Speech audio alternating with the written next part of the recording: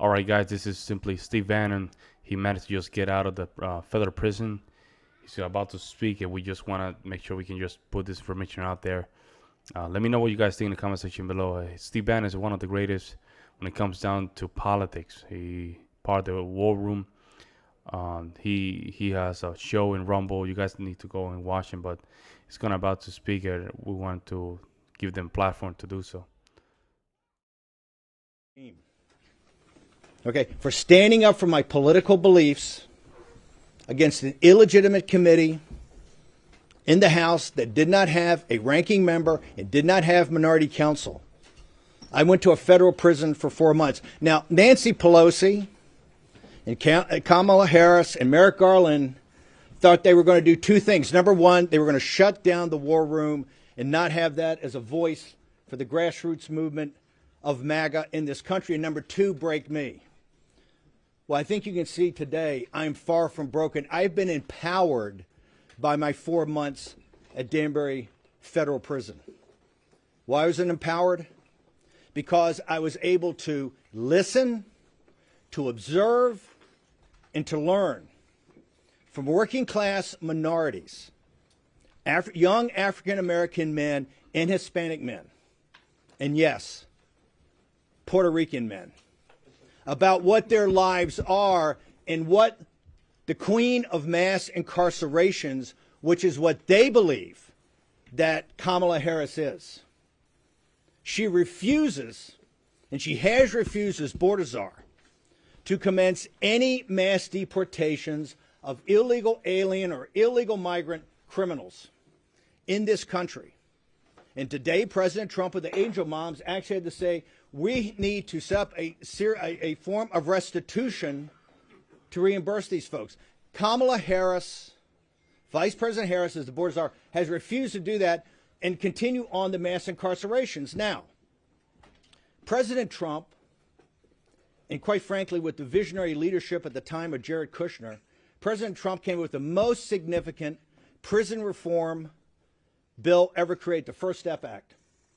And today, 6 years after, and 4 years into the Biden regime, of which Biden in 2020 promised and committed to dramatically decrease the number of incarcerations in federal prisons, and nothing has been done. Nothing has been done. You know, this is criminal negligence by the highest, at the highest levels of BOP, Bureau of Prisons, and the Justice Department. You have particularly minorities, African Americans and Hispanic men and their families being broken, rotting in federal prisons, when the First Step Act is very clear of what's supposed to happen, and all they do is get spun and spun and spun. The system is broken. Bureau of Prisons is broken. This is not about Danbury and not about the individual. I have many good individuals working at Danbury Federal Prison. The system of the BOP, the system of the Justice Department is broken. They have weaponized the Justice Department against a political movement, a conservative grassroots movement that's had President Trump's back, and from the dark days of February, March, and April of 2021 is on the cusp of the biggest political comeback in the history of this nation, led by grassroots people, everyday Americans, including, as we know now from the polling, and the reason I said we're on the cusp of a massive victory, she is failing to connect with minority men, Hispanic and African American men. Now, why is that? They understand what the scam is. They understand that this administration purposely let in millions of illegal alien migrants, illegal aliens, to drive down labor costs. The Federal Reserve said it from the very beginning. We're going to drive down labor inflation by getting more unskilled workers here and putting pressure on the lowest skill sector we have. And they were successful, and they brag about being successful. The minority community understands that. They understand the scam and the con of what Kamala Harris has done. In addition, she has failed to do, for political reasons, the reason the First Step Act is not implemented among minorities is because Kamala Harris and Merrick Garland and Joe Biden in the White House and Nancy Pelosi understand it'd be a massive political win for President Trump. And that's why they're failing to do it. They thought they would shut down the war room and take our power away. The show is bigger and more powerful than it's ever been. And please, it's not a podcast. We take the live streaming television show every day and the radio show and we turn it into a podcast. So my brothers and sisters at CNN, when you say the podcast number is off slightly, right? It hasn't. We were the largest podcast, but we're streaming. We stream on television, and we play on radio and online. And Nancy Pelosi thought a federal prison was going to break me. Well, it empowered me. God bless you. It empowered me. I am more empowered today, more focused today, sharper today, in better shape today than I've ever been in my entire life. So Nancy Pelosi, suck on that.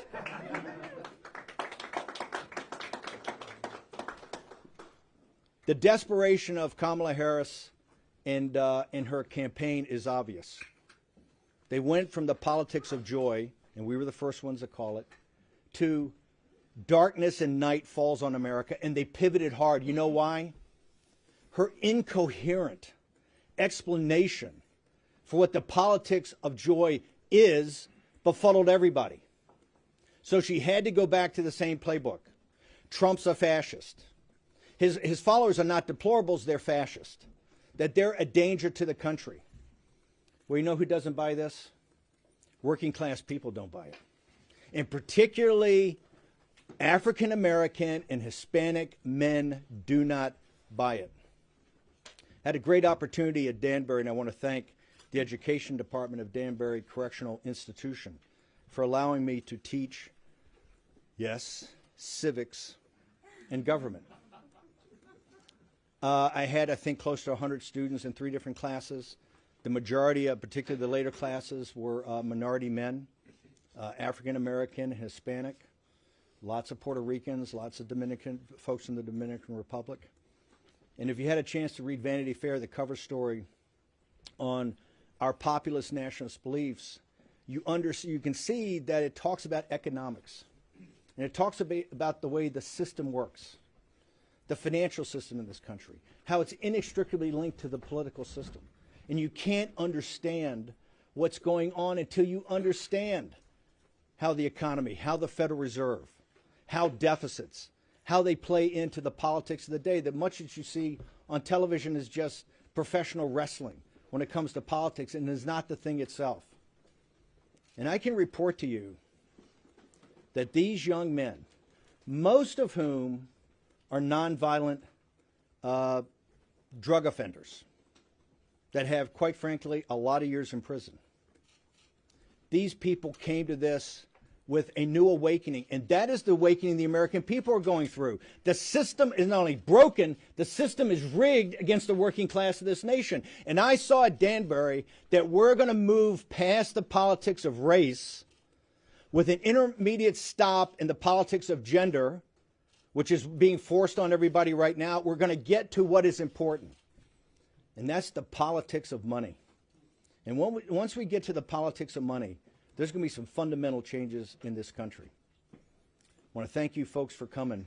I'm far from broken, and I appreciate you guys attending. And I will tell you, if President Trump's grassroots forces combine as we can combine right now, you're going to see unbelievable numbers next Tuesday. However, the Democrats are not going to give up. They just hired Mark Elias. And you only hire Mark Elias, who I think is the toughest election lawyer in the country. You only hire Mark Elias when you want to go to the mattresses. They understand they can't beat us at the ballot box. We're going to have a reprise of 2020, where they're going to try to do everything humanly possible to nullify Trump's election and delegitimize his second term. And I can tell you right now that the working class people in this country, the middle class people in this country that support Donald John Trump are not going to let that happen. I'll take some questions. Okay, so please introduce yourself before asking your question. Hey Steve, good to see you. Tim Miller. From the Bulwark. I was listening to your Not a Podcast this morning. Do you have the pukas on today, or we have the pearls? I'm clear. No Pukas and pearls. No pukas and pearls. Pearls or pukas today. This is Tim Miller, one of my favorite guys from MSNBC in the Bulwark. Used to be the spokesman for the Republic. When I met Tim as a younger man, he was the spokesman for the RNC, the old RNC, the establishment RNC, the RNC of Mitt Romney, not the RNC of Donald Trump. But go ahead, Tim. Question. You said on your Not a Podcast today that the fight will continue from November 5th to Inauguration Day. Yes. With January 6th being a key part of that. Yes. So are you planning an encore from the last? No, Jamie Raskin. I think, Tim, what you ought to focus on is Jamie Raskin. Jamie Raskin saying right now, if they take the House by one seat, that they will go back to their committee report and they will say President Trump's an insurrectionist, that Bannon went to prison, Navarro went to prison, President Trump's been indicted, and they will sit there and go, hey, the Supreme Court may have issued a 9-0 opinion about him being on the ballot, but it doesn't mean we have to sit him as president. This is what they're thinking up right now. Nancy Pelosi gave an interview to Rolling Stone magazine. She said her number one priority is to make sure that Donald Trump is not only not elected, a re-elected president of the United States, but he never sets foot in the White House. Nancy Pelosi and Jamie Raskin right now are thinking about, and they're very open about it, of not certifying a Trump victory on November 5th. And that's not me saying, that's Jamie Raskin saying it. Kamala Harris victory. What are your plans for after November 5th if it's a Kamala Harris victory for ballot box? We are going to make sure that Kamala Harris doesn't win on November 5th. We're highly confident that. We've seen the polls. You've seen the numbers coming in. We're going to look. We believe in the American system of democracy. We believe that, and the reason we like democracy, we're winning, right? And we're going to win on November 5th. I do just wonder then. But you do agree with me on Jamie Raskin, that Jamie Raskin's already said they're not going to certify President Trump. I don't agree with that. I do wonder though. You were teaching civics.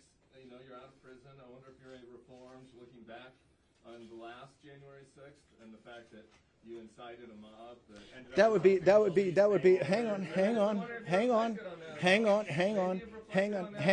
hang on. If you look at what we said, is that as the states requested, 7 states requested, never got to a full review. This is because Vice President Pence didn't handle it correctly.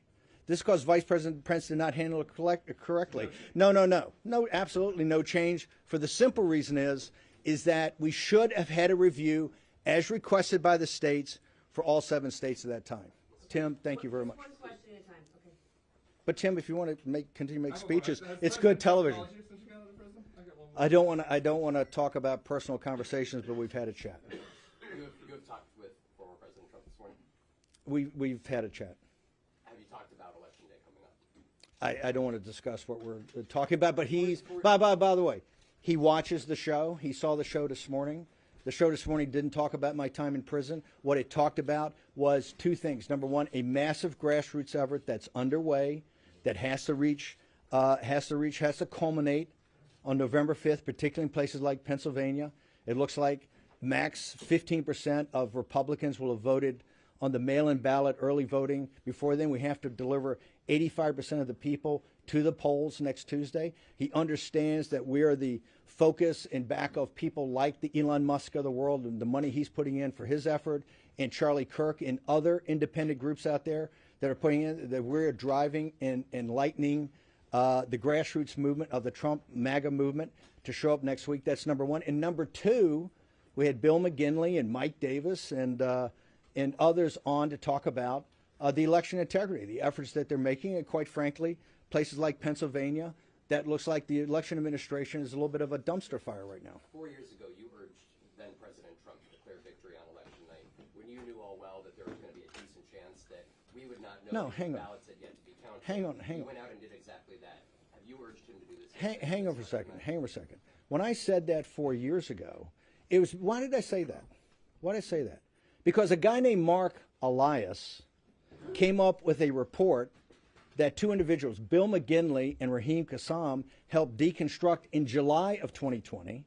And he walked through how the Democrat Party was going to steal the election with illegitimate mail-in ballots. He said, illegitimate ballots. They were mail ballots that American voters cast. I totally. By the way, we can argue. We can adjudicate that. Hang on.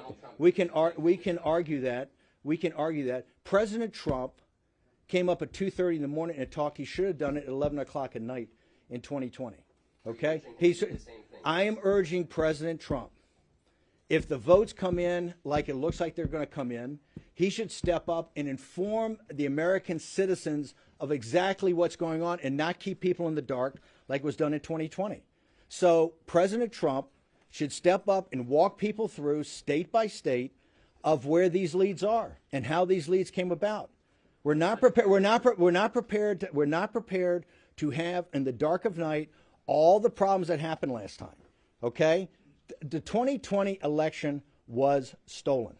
Okay, I will never back off that. And we know that you wanted him to stay on as president. We know that you wanted the election. I didn't want that. What I wanted was I wanted the will of the American people at the ballot box to be effectuated. I want the will of the American people at the ballot box to be effectuated. That's what I wanted. Steve, yes, sir. Road steamer here. I'm wondering when's the next insurrection, and can we storm the Burger King after this? Like, can we do that? I mean, doesn't he look great now? We were in Danbury the first month together. He looks great. You don't remember me when you were lifting weights and stuff in the weight room? When's the next insurrection? How are we going to do this and stuff, man? You know what? If I'm leaving, I'm having a good time. He looks like Yoda with AIDS right now. Ronnie Rhodes team, and no political violence, people. This place smells like mothballs. Yes, sir. Yes, sir.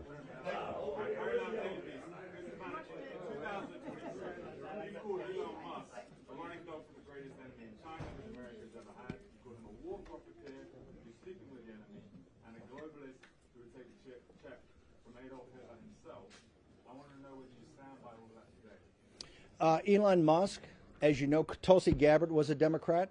Robert F. Kennedy Jr. was a Democrat. Elon Musk was a very progressive Democrat. They've all become awakened by the MAGA movement. Today, I think he's one of the strongest supporters of the MAGA movement. He's gone through a awakening that I think very few have come. I totally disagree with many of his positions, particularly about the Chinese Communist Party and others. But as an American, he has done, I think, something very smart. And that is put money in back of grassroots organizations and people to do something simple. And that's, and that's to get out the vote here in the 2024 election. So you don't mind someone who would take a check from Adolf Hitler as long as it's from Trump? No, what I said is he's gone through a great awakening, right? And I think if you talk to him, he has gone through a great awakening. And I think part of that awakening is understand the power of the MAGA movement and the power of grassroots America. Thanks. Yes, sir. Please identify Yeah. yourself when you ask the question. I'm not sure if you saw, but the mayor got indicted while you were away, and there have been members of his legal team who say that his best bet is for a Trump presidency to succeed, and then Trump to pardon the mayor. So I'll repeat the question so people can hear it. So this is a question about Eric Adams and about he thinks about Trump's. I have no earthly idea about Eric. Well, not about. I know see what Eric Adams has been charged with, but I don't think. I think it's. I have no earthly idea about that. And all I know is President Trump thinks that New York City, this metropolitan area, is in deep trouble, right? Rising crime. The streets are filthy. I think President Trump has not been a supporter of things doing with Eric Adams, Mayor Adams' administration. So I don't know. You should ask President Trump that. Steve, yes, sir. What are you going to do over the next? You've got 6 days. You're out now. You've got 6 days between now and the election, and then maybe some period afterwards in which this will be still at stake. What are you going to be doing during those days besides the war room? Well, there's a lot of different options. I'm of a strong belief right now. This is New York Magazine asking what myself and War Room is going to do. Obviously, with 7 days or 6 days left, you have to have a convergence of the get out the vote effort. I am not a huge believer in our ability to actually participate in rallies or do rallies, because right now I think President Trump does that great, and he has people along that are going to do rallies in the different states. Our focus is one thing, to make sure that we get as many American citizens either early voting while they can are to the polls next Tuesday. And so our efforts are how to scale that effort like we did today on the show and other efforts behind the scenes. So our thing is to make sure that we're there to scale the vote of get at the vote operations and also on the election integrity. Today we had Bill McGinley, one of the senior lawyers on there, and he's still calling for volunteers. I think there's been 200,000 election integrity volunteers. We need to get people in the counting rooms. We need to get people around the tables to do ballot curing. Okay, so there's still need for that. So we're going to call for that. So our efforts are on the election integrity efforts to where we can be supportive and then get out the vote. Yes, sir. Peter Harrell on this team. If the election is declared in favor of Vice President Kamala Harris, what exactly do you believe former President Donald Trump should do in the following 2 months? Will you unequivocally condemn political violence? Wait, hang on. Who believes in political violence? That's a loaded question. Of course people don't believe in political violence. I was just a political prisoner of a regime that put somebody in prison for what has been a civil charge throughout the history of the country. I think, I've been told I'm the only misdemeanor that's ever been at Danbury Prison. I think I'm the only misdemeanor. They told me when I was on trial in federal court in D.C. that I'm the first misdemeanor at a federal level. You know, CNN reported that wrong the other day. I'm not guilty of a felony. That was a misdemeanor. So, listen, we have to go through this election. And whoever wins the election wins the election. Okay? I think we can show we're pretty powerful in opposition, right? So if whoever wins, wins. But I can tell you right now, it's not Trump that's hiring Mark Elias.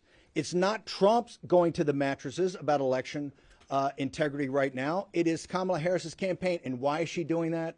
Because the politics of joy was an epic fail. Now, why was it an epic fail? Because she couldn't take the narrative and actually put together a coherent set of policies that people could understand. And so she's pivoted. She's pivoted worse than Hillary Clinton. She doesn't call people deplorable. She calls them fascist. This rhetoric is dangerous. It's dangerous, and all they're doing is ratcheting it up. And you're going to see the working class people in this country, the middle class people in this country that are in back of the greatest political comeback in American political history are going to say, whoever wins this election wins this election. Yes, sir. My name is Joe the Box. I'm with the America First Warehouse, part of Real America Voice. 1,392 days have been since Ashley Babbitt was shot and murdered at the Capitol. 820 days, Mickey Wickoff, Nicole Ruff to sit outside the gulag next to me. Can we get a question? The question is Okay. this, sir. Yes, sir. What can we tell them? Because now, 315 in jail, 314 today. What can we tell them to expect? Here's what I think. If you look downrange for a second of President Trump's second term, that commences on January 20th. Look at what's going to happen. Number one, the debt ceiling. We hit the debt ceiling almost immediately. Number two, you have the expiration of President Trump's tax cuts. Number three, the government runs out of money December 20th. It looks like it's not going to be an omnibus. President Trump has to deal with a massive fiscal crisis, okay, economic and fiscal crisis. In addition, you need to start to do what Kamala Harris failed to do. That's the reason that African American men and Hispanic men are not voting for her and staying away, is that you have to begin the mass deportations of illegal alien criminals. That is in the first couple of weeks of his second term. There are many things that have to happen and many investigations that should take place under the proper structure, apparatuses, and to be adjudicated. And that's going to take time. So I think it's not helpful to tell people this is all going to be done immediately. You have the House, you have the Judiciary Committee, you have the Inspector General's report that hasn't been released in the Attorney General's office. They also, I think, ought to have another J6 committee just like they had before. But this time, the Democrats should have a ranking member and they should have minority counsel. So all documents go to the minority counsel, all witnesses go to the minority counsel, people are cross-examined, and we do it in the right way. But I don't think that that's going to happen right out of the box because we have such huge financial, well, the reality is we have huge financial and sovereignty issues about what's happened to the borders of this country and what's happening to internally in this country. This is why Hispanics are almost at 50-50 with President Trump. This is why African-American men and Hispanic men are not voting for the politics of joy. They see their lives right now are not about the politics of joy. They're about a brutal reality in this country. So I think we have to be very upfront with people of what's facing us and what President Trump and his administration are going to face. And to the degree that we get to those investigations, which we will, it has to be done over time, it has to be done properly, and it has to be done so that the American people see that this was not partisan, that this is not to send Peter Navarro to prison, or not to not indict President Trump or former president 92 times, okay? Or not to send a guy like Steve Bannon that disagrees with you politically to prison. It has to be done in the right way. Yes, ma'am. You call yourself a political prisoner? If so, why do you think that you were released then a week before the election? Also, we're in New York. Trump just had a rally at MSG. You said you spent time with Puerto Rican men while in prison. Do you think that those comments by the comedian that spoke before Trump, were they racist, and should Trump condemn them? Can I take the first part of your question first, which is why was I released 7 days before? I think the math works out. If you take 120 days from July 1st till today, that's what my sentence was. Remember, the Bureau of Prisons said last week, the Bureau of Prison admitted I was eligible for part of the First Step Act. I should have been out on September 19th, according to the law of the First Step Act. Now, I'm just there on a misdemeanor for 4 months. You have individuals that have been there that are rotting years after their release date, that today don't know the release date for their families. This is destroying families. The First Step Act is not an executive order. The First Step Act is not just some sort of concept. It is a law. And the Justice Department and the Bureau of Prisons are, by criminal negligence, not implementing that law. And they're not implementing that law for one reason. Because to implement it the way it's supposed to be implemented is a massive political victory for President Trump, who's the only individual in this country that stepped up and had true prison reform. And this is one of the reasons that African-American families and Hispanic families think so highly of him. And this is one of the reasons that the queen of mass incarcerations, which is Kamala Harris, is not. Let's talk about the Puerto Rican situation. Why is President Trump, why is Florida no longer a battleground state? One of the reasons, and significant reasons, is the Puerto Rican support of President Trump and his policies. The Puerto Rican people in this country, American citizens, support President Trump and support his policies. Okay? So that some influencer or comedian says something, is it inappropriate? It's definitely inappropriate. Is that the policies of Donald Trump? Absolutely not. If you look at 218 and 219, why is he resonating with Hispanic families almost 50-50? Why with African American men? Because the economic policies of President Trump had blue-collar workers getting higher increases than white-collar workers, non-college graduates getting higher wage increases than college graduates in 218 and 219, with almost zero interest rates and almost zero inflation. Okay, that made more money in their pocket. They understand the economic times were better then. This is one of the reasons that the politics of joy didn't work. And when she pivoted to this dark night in America, it's not working either. They support President Trump, and he's going to get historic numbers. Now, what the comedian said or the influencer said is clearly inappropriate. Okay, but that's not President Trump's policies. President Trump is bringing working class people together. And I can tell you what I saw at Danbury. We're going to move past race, and we're going to get to the discussion about money in this country and who the elites are in this country and who controls this country. Okay? And that is when you're going to see a broad base, even broader base today, populist movement. But thank you. Yes, yes. I heard what you said about Who? Jen Peltz from the Associated Press. Hey, Jen Peltz. You said about focusing on get out vote and election integrity, but has former President Trump asked you to campaign with him, and are you going to do that? Like I said, my focus is on victory next Tuesday at the biggest number possible, because folks, don't think it ends on Tuesday. You don't hire Mark Elias to go to the mattresses if you think it's going to end on Tuesday. This is going to take a while to sort through. Okay, and you can see by the election administration problems in Pennsylvania, you see what they're talking about in Maricopa County already, about how long it's going to take to count the votes, right? This is going to go on. So it's most important for President Trump and his followers to make sure that we put up the maximum number possible.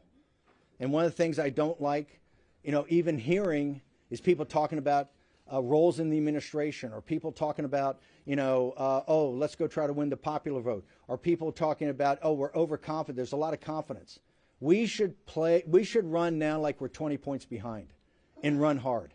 And that's all my focus is. The way that we can scale that on the war room is what I do. Like I said, President Trump's going to do the rallies. His rallies are spectacular. To me, it's walking precincts. It's working phone banks. It's going door to door. It's sending text messages. Yes, ma'am. What, if anything, has former President Trump asked of you to do behind the scenes in the next week and following that? I don't want to talk about that, but President Trump, look, back in 2021, when some of the Republican establishment abandoned President Trump, the MAGA movement started to actually get about organization, the precinct strategy, and other things like that become organizing principles for him. Right now, the thing that is most important for President Trump and his movement is to have his followers come together in an organized effort, right, to get out as many votes as absolutely possible. And that's the focus in the final 6 days. Remember, normally Thursday before the Tuesday election is when, you get news stories, you get everything. So we have to have people motivated. We have to have people going door to door. All this polling and people talking about, oh, well, Trump always polls 3 points less, that's all theoretical. What we know is that what happens next Tuesday is fact.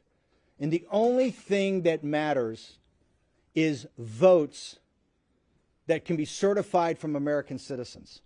And that's what we're focused on. Yes, ma'am. I like the likelihood of recidivism right now, Steve, I have to say. Do you have a message? Well, first, as a political person, no. It's so from Tim Miller's own lips, a high degree of recidivism. No, because Kamala Harris, the Biden regime, Merrick Garland, Nancy Pelosi weaponize the justice system in this country against their political opponents. And so if that continues on, right, you may see that. If that continues on, but like I said, I am proud that I went as a political prisoner to Danbury Prison. I served my country on a Navy destroyer in my 20s, and I served my country in a federal prison in my 70s. If you're not prepared to be thrown in prison by this weaponized Justice Department, then you're not prepared to stand up and fight for your country. And I will never back down from that. So thank you, Tim. Yes, ma'am. Wall Street Journal. A message for Europe is that President Trump's been a great friend of NATO to make sure the NATO alliance is actually funded by countries in Europe. I would say that the populist nationalist movement over there that's on the march is on the rise should look at what's happening in the United States of America, particularly against the elites in this country, and how with very little money, every day we're building. Like I said, we're going to move past race here. You're going to see historic numbers, I think, of African American and Hispanic men that do not vote for a Democratic candidate. So we can move past these things that have held us back in the past and get to the sunlit uplands of talking about power and control and money. Yes, ma'am. Mediaset, the Italian television, largest broadcaster in Europe. Follow-up is, why is then Europe looking at these elections as if they were their own, and why are they so afraid of a Donald Trump? I'm not sure Europeans are so afraid, but that European elites are so afraid. There's a big difference. Number one, the European elites, the elites and the wealthy in Europe have not paid their fair share, right? Listen, our defense budget's almost $1 trillion a year.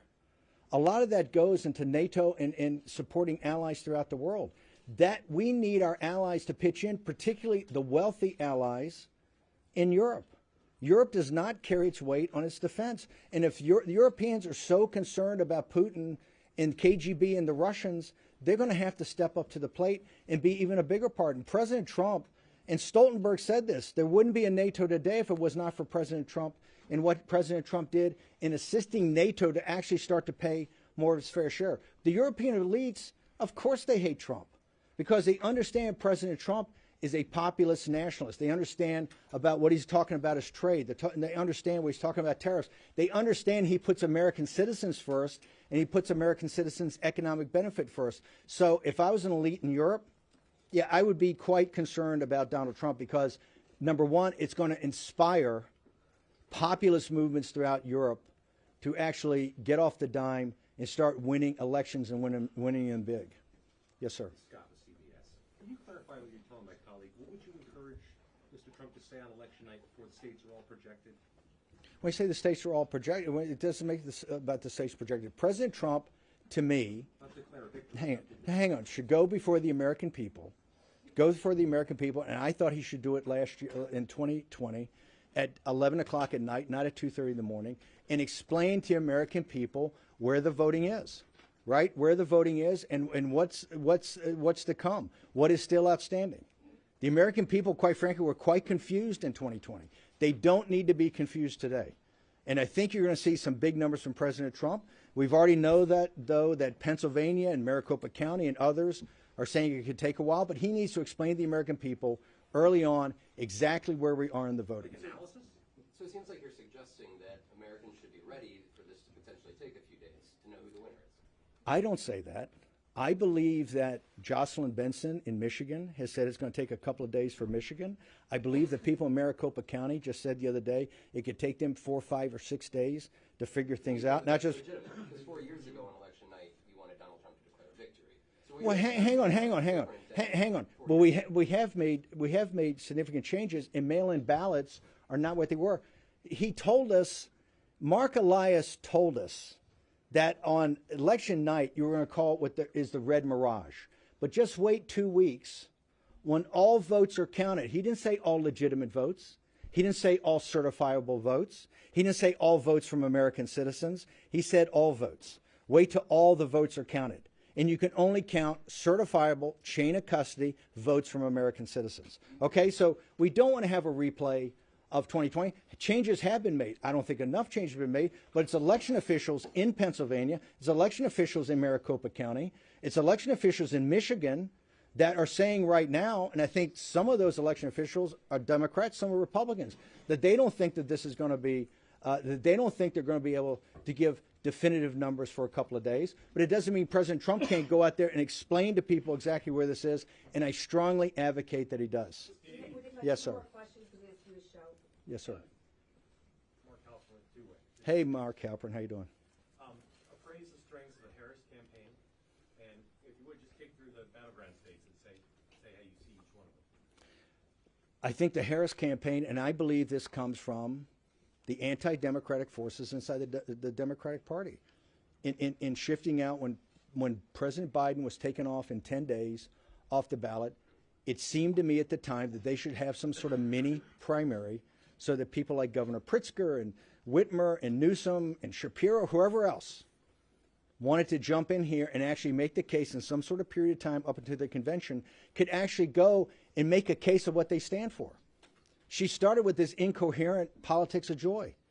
And she understands that you can't, she wasn't getting traction on this. And that's why she pivoted. She needed to take 1 or 2 at most topics like President Trump's Make America Great Again, or President Trump's Secure the Border, or President Trump's Bring Jobs Back from China. Take 1 or 2 things that resonate with this country and working class people and drive it every day. You haven't seen that. That's why now she's talking about people being fascists and people being this.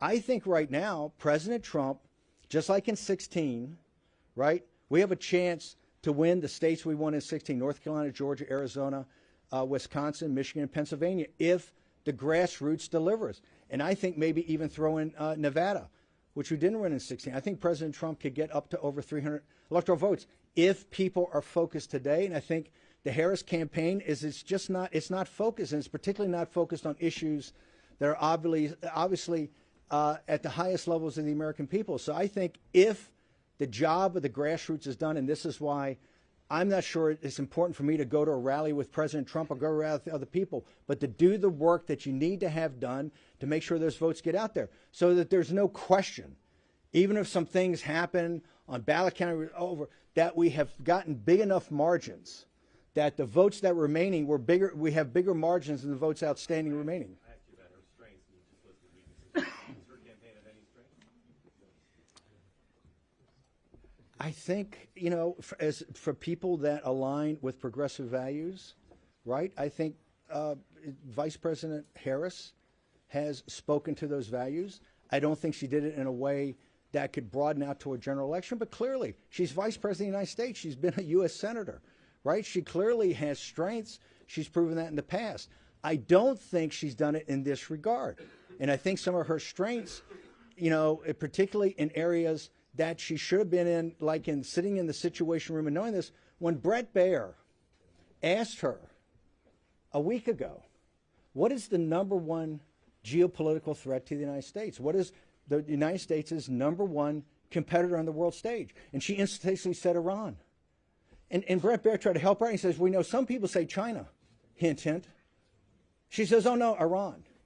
If you say that Iran is the number one, a regional power is the number one threat to the United States of America, given what the Chinese Communist Party, which is a mortal enemy, not the Chinese people and not the nation of China, but the Chinese Communist Party, a mortal enemy of the United States. If you sit there and want to be commander-in-chief and you say the number one threat when you have a chance to back off and say it's Iran, you're not ready to be commander-in-chief. And clearly you haven't learned anything or anything important in your 4 years as vice president sitting in the Situation Room. Anybody? Yes, ma'am.